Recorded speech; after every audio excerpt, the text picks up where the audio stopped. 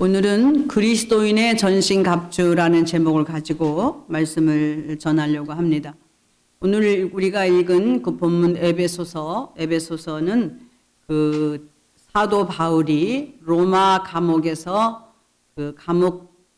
있는 동안에 쓴 서신입니다. 에베소서, 빌립보서, 또 골로새서, 빌레몬서 이 네 가지를 감옥에서 기록했는데요. 중에 한 가지입니다.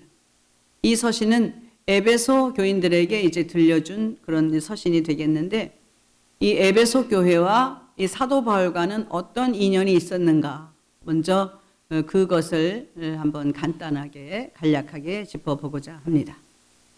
에베소 교회는 바울이 1차, 2차, 3차 세 번에 걸쳐서 한 10년 넘게 전도 여행을 했는데, 세 번째 전도 여행, 3차 전도 여행 중에 가서 세운 교회입니다.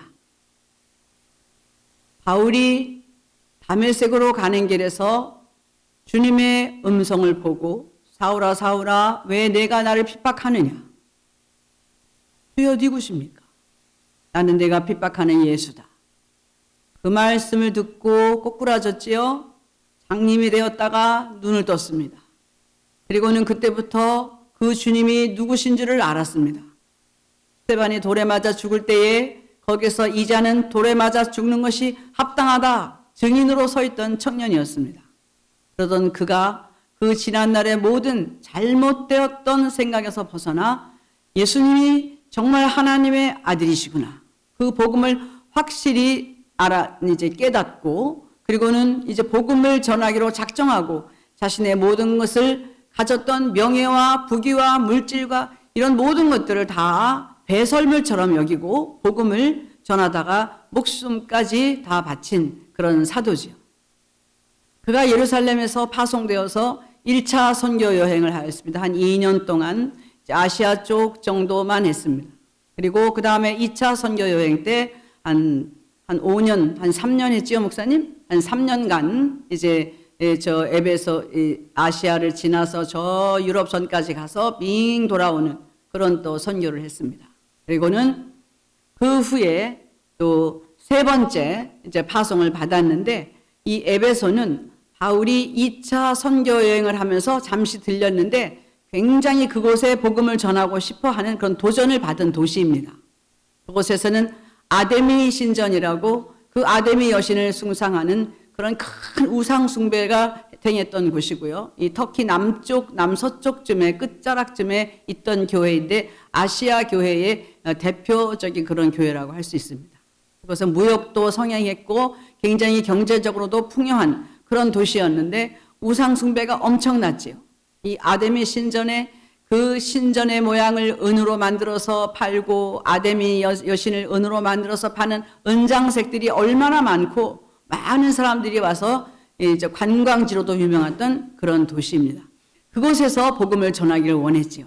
그래서 3차 세 번째로 파송을 받았을 때에 그가 드디어 그렇게 원하던 이 에베소에서 머물게 됩니다. 그래서 그곳에서 처음에는 회당에서 한 석 달 정도 복음을 전했습니다. 설교했어요. 그런데 사람들이 사도 바울의 말을 받아들어서 그 예수를 믿는 사람으로 개종한 사람도 있지만은 또 반대했던 사람도 많이 있었단 말이죠. 그래서 이제 그때부터 이 바울이 자기를 따르는, 자기의 복음을 듣고 예수를 믿기로 작정한 개종한 그리스도인들을 데리고 두란노 서원에서 2년 동안 더 머물면서 열심히 복음을 전하고 이제 세운 교회가 에베소 교회입니다. 그곳에서 사역할 때 정말 많은 성령의 역사가 일어났습니다. 너희가 성령을 받았느냐? 성령 세례를 아느냐? 우리는 성령 세례가 뭔지 모릅니다. 요한이 주는 세례는 죄를 회개케 하는 세례이지만은 예수의 이름으로 받는 세례, 성령 세례는 죄를 사죄케 하는 능력이 있는 세례다. 그들에게 세례를 주고 또 제자들이 한 12사람쯤 그곳에서 또 세워졌습니다. 그리고 그곳에서 복음을 전하는데 얼마나 신기한 일이 일어나는지, 바울이 막 능력인지 엄청났었나 봐요. 그의 몸에 그가 입던 앞치마나 수건을 벗어가지고 병든 사람에게 얹으면 그 병이 떠나가고 악귀가 떠나가는 놀라운 기사들이 일어났습니다.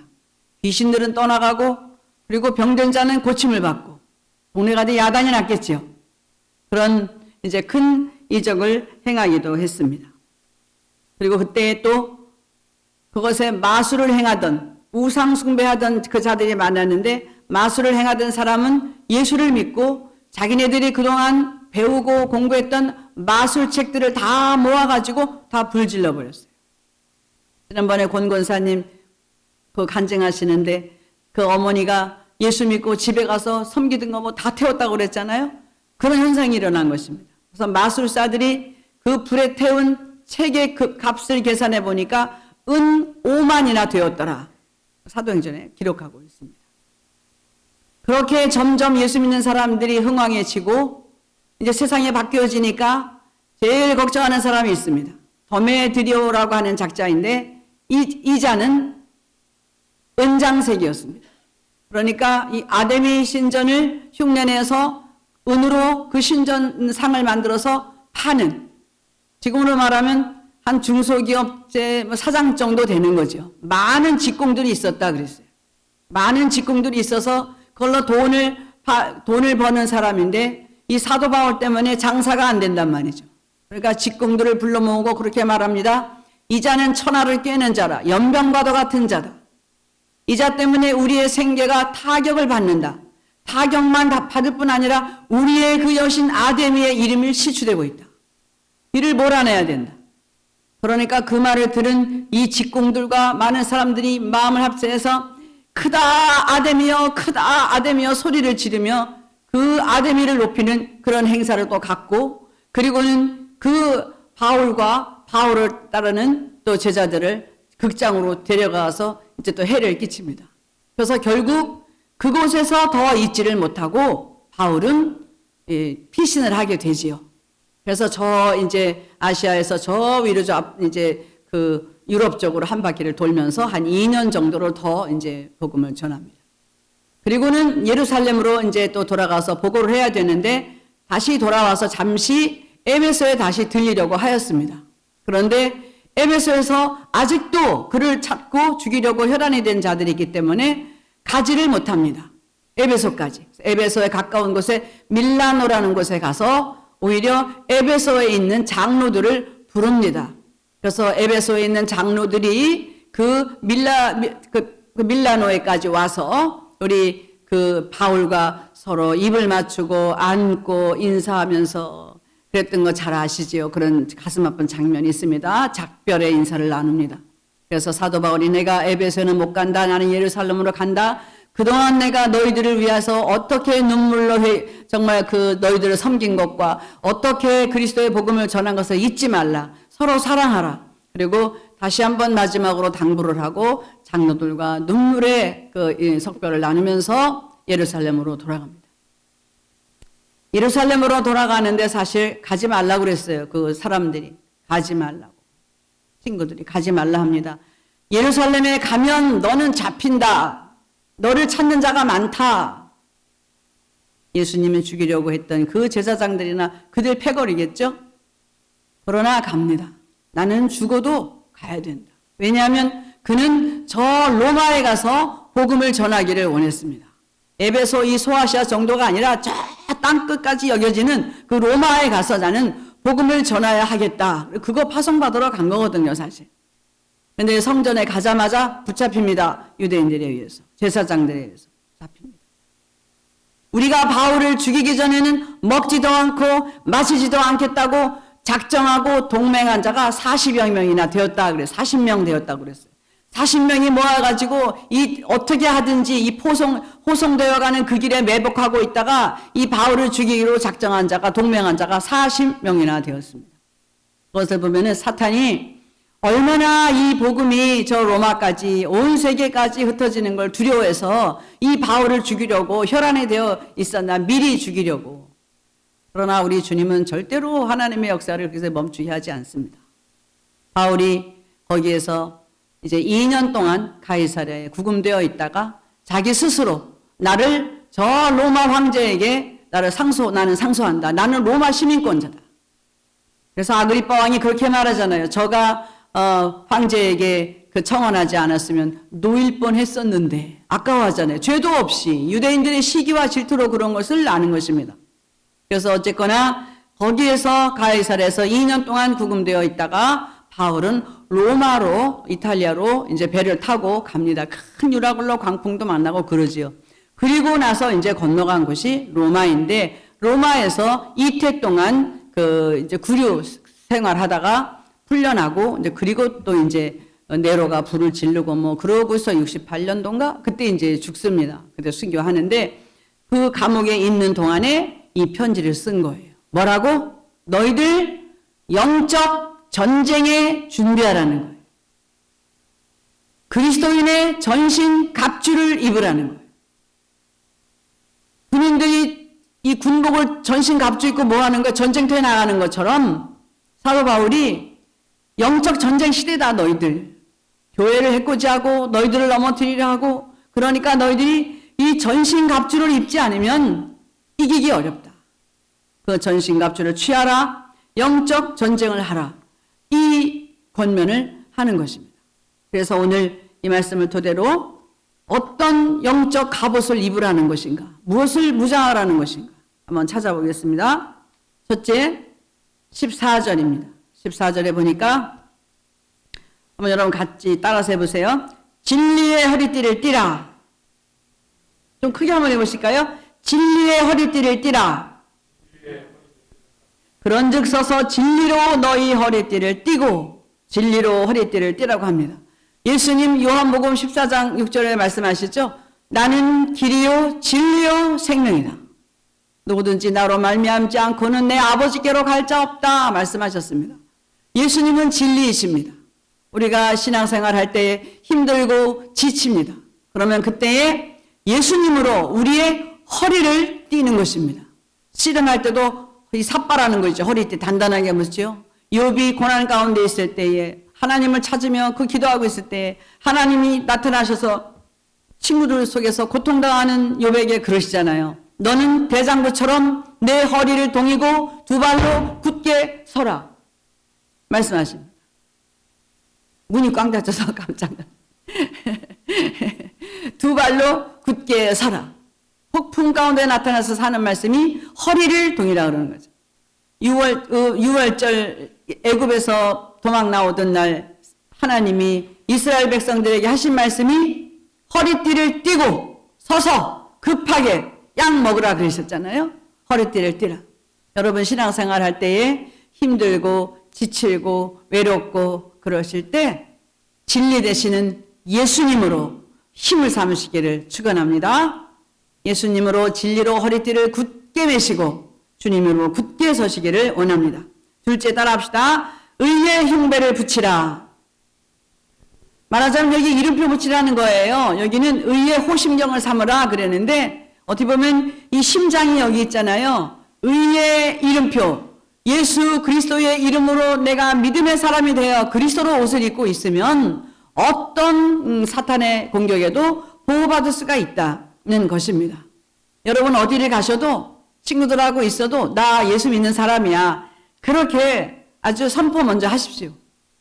그래서 술자리를 가든 어디를 가든 눈치 보고 그냥 어떻게 하지 마시고 그래 난 예수 믿는 사람이야. 나는 예수 믿기 때문에 이렇게 해야 돼. 그런 것을 여러분 보여주시기를 원합니다. 예수 그리스도의 의의 옷을 입은 성도들입니다. 예수의 그 의의 옷을 입었다는 것은 우리는 더 이상 죄인 아니라는 거예요. 나는 죄인 아닙니다. 그런데 생각해보면 우리 양심이 알지요. 좀 죄진 거 여러 가지 있잖아요. 작고 큰 거 죄인입니다. 그러나 죄인 아닙니다. 왜? 예수님으로 의인 되신 예수께서 내 대신 돌아가시면서 죄를 다 가져가셨거든요. 그냥 그걸로 끝입니다. 이 예수님의 옷은 내가 벗지 않으면 남이 벗길 수 있는 옷이 아닙니다. 예수님의 의의 옷은 한 번 입으면 절대로 다른 사람이 취할 수 없는 옷입니다.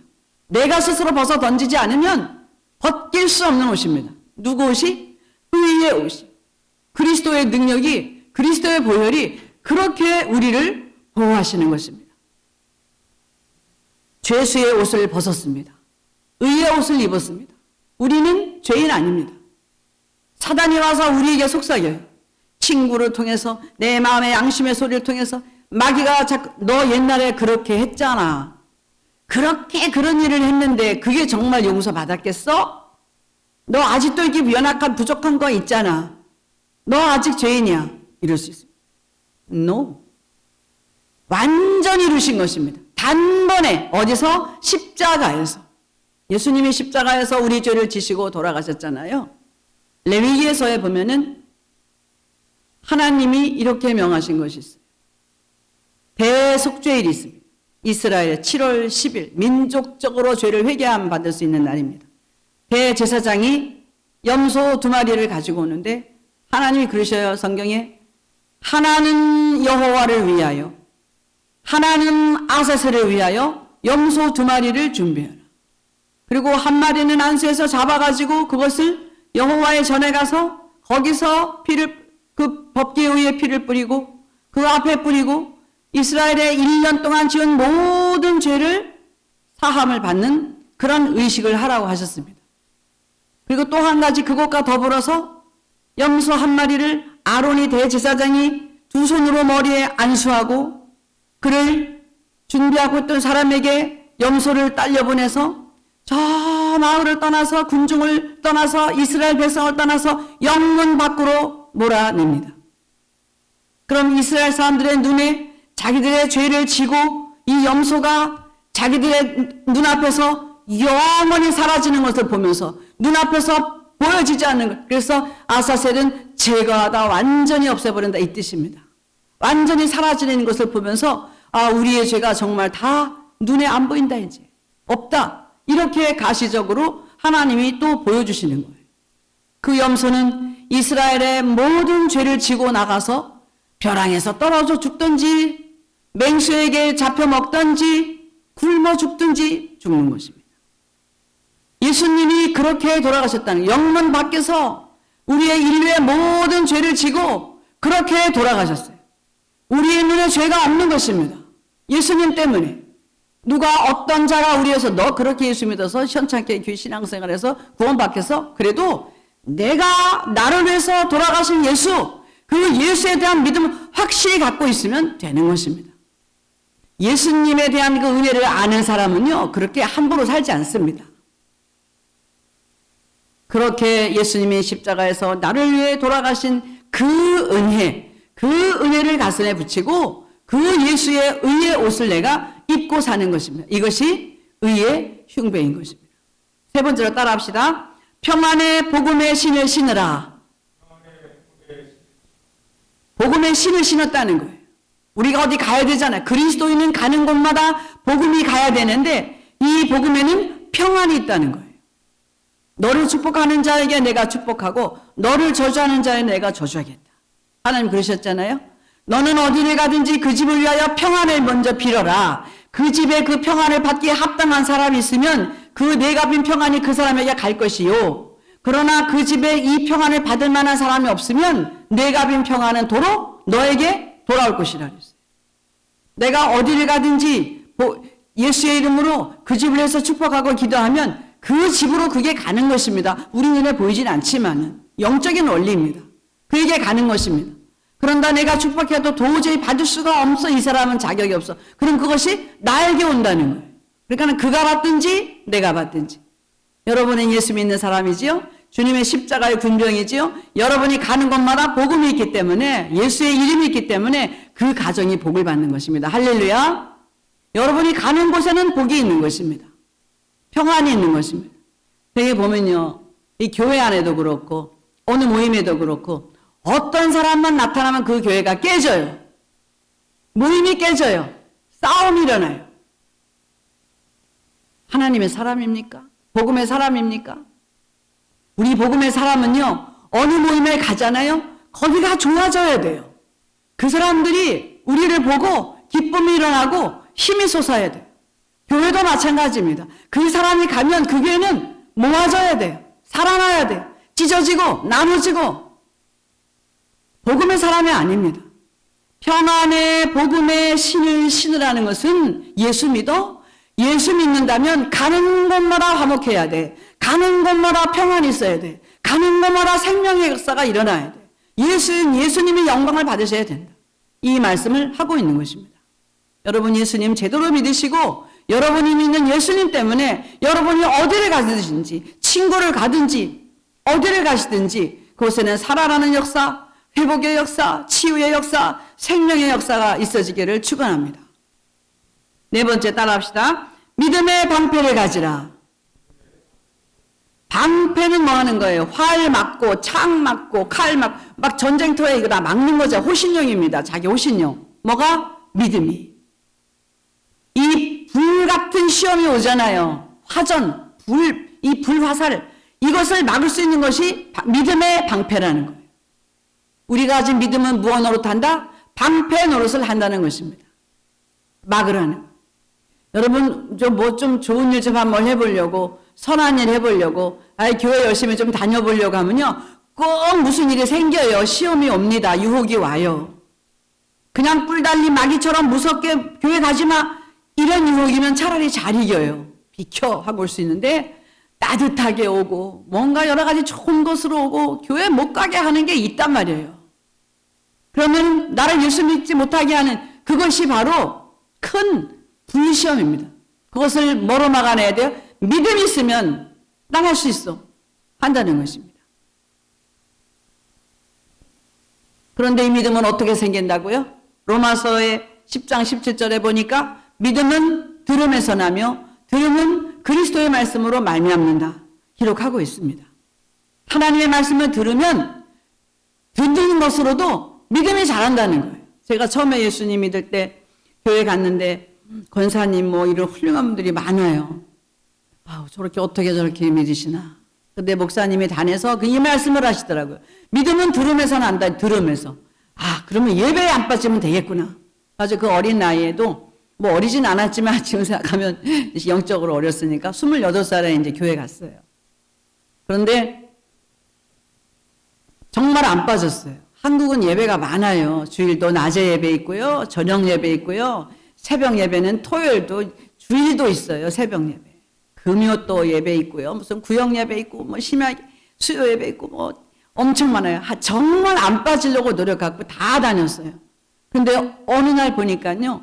제 마음에 믿음이 좀 생긴 것 같아요. 세월이 가니까 그것이 이 성경 말씀은 정말 틀림이 없구나. 듣기만 하면 믿음이 되는. 어떤 분 그러세요? 들으면 자꾸 잊어버린다고. 당연하죠, 여러분. 콩나물 보세요. 물을 주면 콩나물에서 물이 다 빠집니다. 그런데도 콩나물이 잘 자라요. 어떻게 된 거예요? 오히려 그 물이 안 빠지고 콩나물 뿌리가 물속에 담겨져 있잖아요. 그러면 썩습니다. 이 성경 말씀을 여러분 들었어요. 말씀을 들었어요. 하나도 안 나가고 마음 여기 다 들어있어요. 근데 행동이 어떻게 됩니까? 못 따라갑니다, 여러분. 그 말씀대로 다 따라간다면 천국 데려가실 거예요. 너무나 완전하니까. 하나님은 우리가 그래서 히브리서 기자 말하잖아요. 하나님은 말씀은 살았고 운동력이 있다고. 하나님의 말씀은 살았고 운동력이 있다. 왜 말씀이 살았을까요? 예수님은 살아계시잖아요. 예수님은 생명의 떡, 말씀이잖아요. 예수님이 살아계시니까, 살아계신 분의 말씀이니까, 말씀이 살아있는 것입니다. 할렐루야. 하나님의 말씀은 살았고, 운동력이 있어, 움직인다는 거예요. 하나님의 말씀이 내 안에 들어오시면, 나는 이것을 내 육으로는 잊은 것 같아도, 하나님의 말씀이 내 안에 오시면, 내 안에서 그 말씀이 살아서 자신이 스스로 움직이시기 때문에, 살았고, 운동력이 있다는 거예요. 얼마나 능력, 얼마나 예리하냐? 양쪽에 좌우에 날선 어떤 검보다도 예리하다는 거예요. 그래서 이 검이 우리의 생각을 찌르고 마음을 찌르고 관절과 골수와 모든 것을 다 찔러 쪼개기까지 한다는 거예요. 그래서 이 속에 숨은 것을 드러내게 한다는 거예요. 나의 죄악을 드러내게 하고 나의 잘못을 드러나게 해서 다 고친다는 것입니다. 하나님의 말씀을 들을 때에 이 시간에도 말씀을 집중해서 여러분이 들으면 그 말씀이 저와 여러분에게 믿음을 가져다 주시는 줄로 믿습니다. 그 다음에 따라합시다. 구원의 투구를 써라. 머리 보호하는 거잖아요. 사람 몸에 제일 중요한 것이 머리 같아요. 제가 그 옛날에 이제 한국에서 전도사로 사역할 때 교회가 좀 이제 컸어요. 그래서 그 행정 간사가 이제 왔는데 전라남도 구례가 고향인 아가씨예요. 구례에서 누구 소개로 이 교회 이제 우리 행정 간사로 취직을 해서 온 거예요. 그래서 와가지고서 이제 저한테 이제 막 뭐 언니 막 이러고 따라다니고 그랬는데 이 아이가 와가지고 이런 얘기를 해요. 그 구례에서 그 이제 그 동네 오빠 오토바이를 타고 뒤에 올라탔대요. 머리 아무것도 안 썼대요. 근데 이 오빠가 그 구례에서 어디를 가다가 그 사거리에서 앞에 하여튼 뭐하고 하여튼 부딪혔어요. 그래가지고는 얘가 뒤에 서 있는데 휙 날랐대. 막 한 바퀴지 두 바퀴지 막 돌았대요, 공중에서. 그래가지고 나가서 툭 떨어졌는데요. 머리가 콱 부랬대요. 땅에. 그럼 죽어야 되잖아요. 근데 어깨 뭐 이런 데만 조금 다치고 멀쩡했대요. 보니까 얘가 머리가 숱이 많거든요. 그랬더니 그 머리 숱을 그 머리끈 있잖아요. 이렇게 헝겊으로 된 두꺼운 동그란 거. 그걸 가지고 머리를 이렇게 묶어가지고 여기다가 딱 댔다는 거예요. 근데 떨어질 때 여기를 닿대, 여기를요. 여러분, 이 머리끈만 잘 묶어도, 응? 이 머리를 부대도 보호받잖아요. 근데 투구를 쓰면 어떻게 되는 거예요? 이거 완벽한 보호 아니에요? 여러분, 구원은 그런 것입니다. 구원의 투구를 쓰라는 것은 우리를 어떤 경우에도 가장 완벽하게 보호하는, 그래서 투구를 단단히 붙잡아내라는 거예요. 그래서 이 구원의 투구를 딱 쓰고 있으면요, 밖에서 어떤 것이 들어와도 이 투구가 막아주는 것입니다. 야, 어떻게 예수를 믿으면 응? 천국에 간다는 거야. 구원의 진리에 대해서 어떤 사상과 철학과 막 이런 여러 가지가 다 잡생각이 들어와도요, 너 그렇게 해가지고 어떻게 천국에 가냐. 그래도 이 구원의 투구만 단단히 붙들어매고 있으면 어떤 잡생각도 이 머릿속에 뚫고 들어오지 못하는 줄로 믿습니다. 이런 구원의 투구를 써서 완전히 보호받는 확실한 구원의 확신을 가지시기를 주님의 이름으로 축원합니다. 그리고 보니까 따라합시다. 성령의 검을 가지라. 이제 방패 가졌잖아요. 뭐 검 하나 가졌어요. 검 하나. 근데 이거는 성령이 싸우신다니. 성령이 제가 싸우면 지지요. 백전백패 될 것입니다. 그러나 성령이 싸우면 성령은 모든 지각에 뛰어나신 하나님이시거든요. 어떤 일에도 어떤 장소에서도 성령은 이기십니다. 우리가 잡고만 있으면 성령이 하자는 대로 하면 우리는 이길 수 있는 거예요. 뒤는 걱정하지 마세요. 성령이 앞에도 뒤도 다. 그러니까 사도 바울이 오직 앞만 보고 가라고 그러잖아요. 뒤의 것은 잊어버려라. 잘한 일도 잊어버리고 잘못한 일도 잊어버리고 오직 이거 붙잡고 쓰고 띄고 붙이고 그러고 있으면 그리스도인의 전신갑주를 입는 것입니다. 그러면 전신갑주 다 입었지요? 뭐 하라는 거예요? 싸우라는 거잖아요. 싸우라는 거. 군인이 싸우기 위해서 복장을 다 갖추는 것처럼 그리스도인들이 왜 이런 전신갑주를 입어야 하느냐? 싸움하라고. 어떤 싸움? 영적 싸움을 하라는 것입니다. 창세기 3장 15절 말씀에 뱀에게 그러시잖아요. 하나님이여 사단에게 여자의 후손과 너의 후손과 서로 원수가 될 것이다. 너는 여자와 원수가 되고 너의 후손은 여자의 후손의 발꿈치만 상하게 할 거지만 여자의 후손은 너의 머리통을 박살낼 것. 죽인다는 거잖아요. 십자가에서 완전히 사망 권세를 깨뜨리시는 그것을 말씀하시는데 하나님이요 에덴 동산에서 영적 전투를 선포하신 것입니다. 영적인 싸움이 있을 것이다. 언제까지? 예수가 재림주로 땅에 다시 가는 그날까지 이 영적인 싸움이 계속될 것이다. 거기서 선포하셨습니다. 그래서 우리는 예수 믿는 사람은 다 영적 싸우는 군사들인 거죠. 그런데 이것은 혈과 육의 싸움이 아니라 그랬어요. 하늘에 있는 정사와 이 악한 영들과 이 어둠의 권세와 그런 것들과 싸우라는 거예요. 그렇기 때문에 이걸 세상적으로 보면 이런 군복이 뭐 어디 있습니까, 여러분? 믿음의 방패래요. 허리띠를 떴는데 진리야. 이건 손에 칼을 잡았는데 또 성령이래.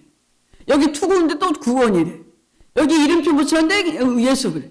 이게 무슨 싸움거리가 되겠습니까? 그러나 이것은 우리가 혈과 육의 그런 싸움이 아니기 때문에 영적 전투이기 때문에 그런 옷을 취하면 이긴다는 것입니다. 다윗이 사무엘상 17장에서 싸우러 가잖아요. 블레셋의 골리앗 장군이 6척하고도 한 뼘이라 그랬으니까 한 척이 아니 1규빗 여기서부터 여기까지가 한 규빗이라고 그러는데 뭐 짧은 사람도 있고 긴 사람도 있고 그래서 평균 한 45cm다 뭐 50cm로 이제 보고 그러는데 6규빗이라고 그랬으니까 키가 3m가 되네요. 3m. 보다가 한 뼘 더 있습니다. 한 뼘이면 남자 손으로 하면 한 20cm도 될 수 있겠죠. 이 큰 긴 손으로 하면 3m가 넘는 이런 장수가 섰어요. 그의 창자루는 배틀자루 같다고 그랬어요. 아무도 못 이깁니다. 아무도. 이스라엘 군대 벌벌 다 떨잖아요. 근데 다윗이 사울에게 가서 내가 나가겠습니다. 말도 안 되는. 그런데 사울이 얼마나 급했으면 자기 투구로 자기 옷을 주잖아요. 갑옷을. 너 그럼 이거 입고 나가 싸워.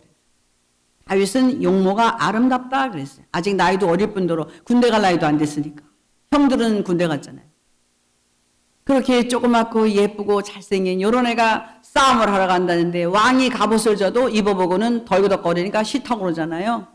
그러고는 가니까 골리앗이 얼마나 그 말을 험하게 했어요. 이 시체를 공중에 새가 먹고 들짐승이 먹고 하룻강아지 법무선 줄 모른다 이런 생각이었겠죠. 근데 다윗이 그 골리앗을 향해서 나아가면서 너는 칼과 창과 단창으로 내게 나아오거니와 나는 내가 모욕하는 이스라엘 군대의 하나님 여호와의 이름으로 내게 나아가노라. 돌맹이 갖고 가서 돌멩이 가지고 갑니다. 내가 너를 쳐서 내 목을 베고 내 머리로 공중의 새와 땅의 들짐승들의 밥이 되게 하겠다.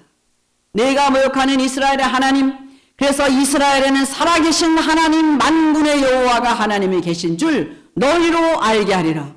그렇게 담대한 믿음을 가졌습니다. 싸움은 혈과 육으로 하는 것이 아니라 영적인 전투를 한다는 것을 이 하나님의 이름으로 이긴다는 것을 다윗은 어려서부터 안 사람입니다. 다윗이 그렇게 용감한 사람이에요. 지금 우크라이나 전쟁이 일어나서 탱크를 가지고 또 그렇게 무기를 가지고 저 푸틴 미친 녀석이 사단의 사주를 받고 그렇게 싸움을 걸고 있잖아요. 그런데 우리는 영적으로 이것을 보기를 원합니다. 힘으로는 어떻게 이기겠어요? 잘못하면 핵 터질까 봐 못하잖아요. 이 미국도 어떻게 함부로 정말 못하고 있는데 미국조차도 어떻게 그거 못 건드리잖아요. 영적으로 우리 전 세계 기독교 그리스도인들이 정말 더 간절하게 기도할 때인 줄로 믿습니다. 어떤 분이 비디오 이렇게 뭘 하나 보내주셨는데 거기 우크라이나 소녀들이 여기 어디 그 방공호라고 그러나 어디 이제 숨어 있나 봐요.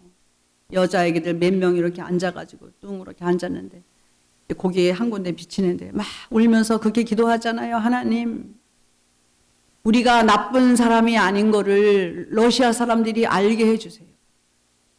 우리가 얼마나 고통스러운지 푸틴이 알게 해주세요. 이 전쟁을 멈추게 해주세요. 탱크가 우리 집을 쏘지 않게 해주세요. 사람들이 많이 아프지 않게 해주시고 살게 해주세요. 우리를 살려주세요. 그리고 울고 기도하잖아요. 왜 기도합니까? 하나님 믿는 거잖아요. 하나님이 전능하신 하나님, 하나님이 하시면 우리 이길 수 있습니다. 살 수 있습니다. 그 믿고 기도하는 거잖아요.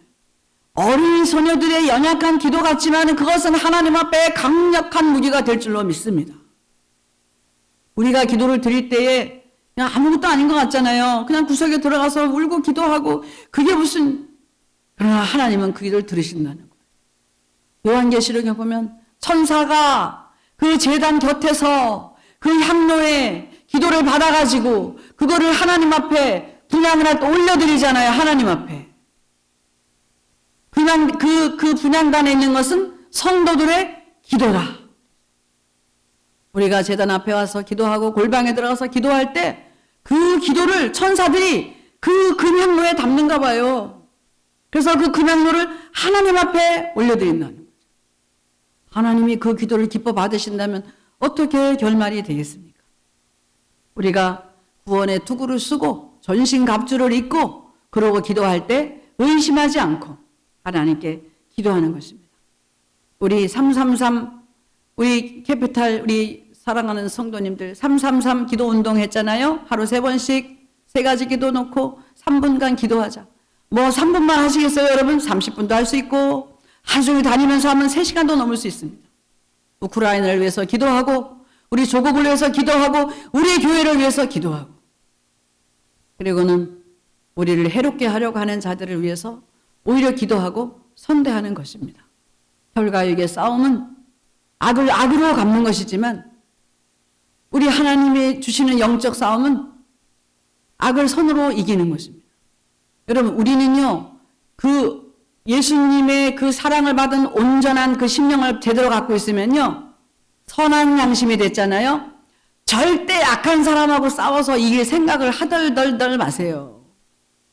얼마나 머리가 좋은 줄 아세요? 지혜가 뭐 말할 수도 없습니다. 그 악한 꾀를 가지고 지혜를 가지고 우리 선한 사람하고요 절대로 못 싸웁니다. 우리가 집니다. 그러니까 싸울 생각 하지 말아야 돼요. 그래서 여러분이 어려운 일을 당할 때 참고 인내하고 하나님이 그것을 기뻐하실 것이다. 너희 원수를 사랑하라고 그러잖아요.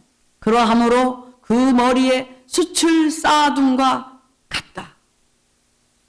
마지막 날에 하나님이 갚으신다 그랬잖아요.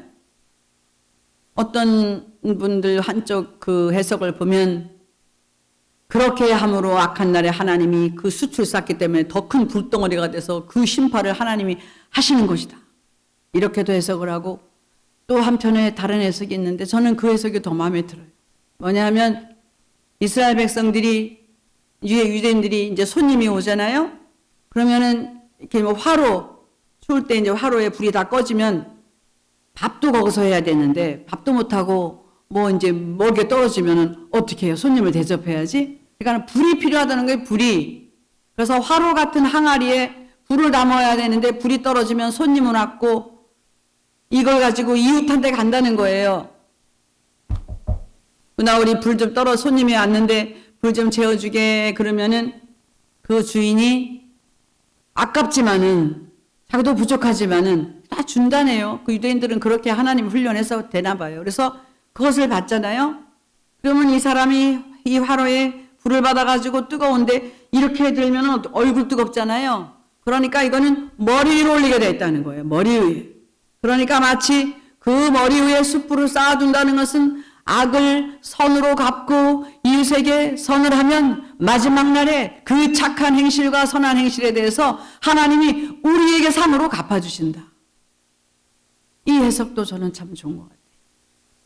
그러니까 우리가 영적 싸움을 할 때 기도로서 인내로서 예수님의 그 든든한 그 이름을 믿고 그리고 성령의 검을 가지고 주님 믿고 의지할 때 하나님이 우리를 이기게 하실 뿐 아니라 마지막 날에 칭찬과 상급으로 주실 것이다. 마지막 16절 같이 한번 읽어보겠습니다. 시작. 모든 것 위에 믿음의 방패를 가지고 이로써 능히 악한 자의 모든 화전을 소멸하고 그리고 마지막 19절 한번 볼까요? 18절 시작. 모든 기도와 간구를 하되 항상 성령 안에서 기도하고 이를 위하여 깨어 구하기를 항상 힘쓰며 여러 성도를 위하여 구하고 하나님의 전신갑주를 입으시고 항상 기도에 힘을 내셔서 하나님께 칭찬받고 영적 싸움에 승리하시는 저와 여러분이 되시기를 축원합니다. 기도하겠습니다. 하나님 아버지 감사합니다. 저희들에게 전신갑주를 입혀 주옵소서. 우리에게 믿음을 주시고 예수 믿는 사람으로서, 예수 믿는 성도로서 올바르게 살아갈 수 있도록 우리에게 능력을 더하여 주옵소서. 무엇보다도 우리 주님이 입혀주신 전신갑주를 입고 그리고 나아가 성도를 위하여 기도하고 의로운 일을 위하여 기도하고 더 영적 싸움에 승리하는 우리 모두가 되게 하여 주옵소서. 예수님의 이름으로 기도하옵나이다. 아멘. 우리